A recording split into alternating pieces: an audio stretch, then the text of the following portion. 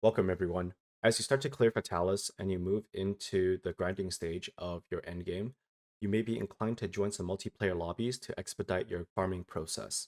So I'm going to be going over the do's and do nots of every phase as you go into multiplayer Fatalis. So as you move into phase one very important thing that you're going to want to pay attention to is to tenderize. If you're playing a weapon that requires one hit to tenderize, or if you have a two-hit weapon with a clutch claw boost, you should be aiming for a tenderize on either the head or the chest.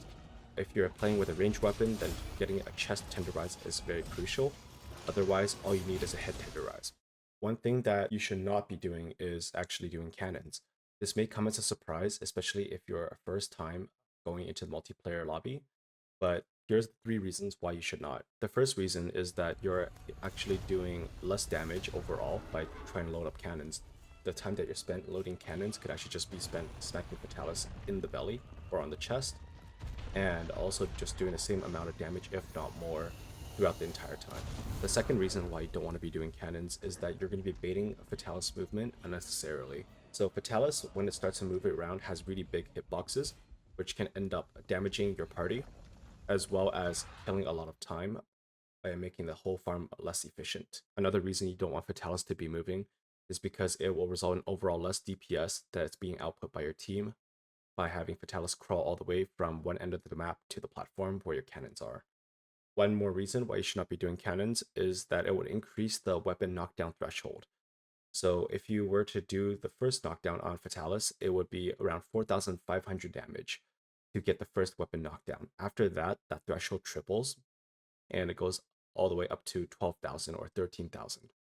Now you want to be saving this knockdown for the later phases where Fatalis is arguably much faster and also slightly more difficult to deal with, just to make the run a bit more consistent. Another thing that you should not be using until later in phase 3 is the Dragon Pod. The Dragon Pod would flinch Fatalis prematurely out of certain attacks such as the Cone, and would actually remove some damage options from your team entirely. As you move into phase 2, one very important thing that you want to do is drop a smoke bomb. The reason why we want to do that is to make sure that there is a grounded stationary target for the person on the roaming ballista with heavy artillery 2. The Heavy Artillery 2 roaming ballista will provide us with a very fast and efficient weapon knockdown, giving us some time to do lots of damage on Fatalis' head. Another reason why you want the Fatalis to be grounded when you get the weapon knockdown is because he would have a different animation where he moves around a bit more, and a slightly shorter animation when he is KO'd from the air. One thing you should not do is to take the binder and shoot it prematurely in phase 2. The reason why we want to save the binder is for the same purposes as not shooting out the cannons in phase 1 is to save it for a later phase. In phase 3, using the binder will provide us with much more breathing room and also give us a lot of CC to get some head damage in if we have not broken the head yet. For phase 3, we're going to switch it up and say something that you should not do first, which is to panic. Even if Fatalis' head has not been broken, a lot of its animations as well as its attack timings are still similar to phase 1 and phase 2, with some slight variations to the damage. In phase 3, there will be a new Fatalis mechanic in where Fatalis would roar and then try and pin you by landing on top of you.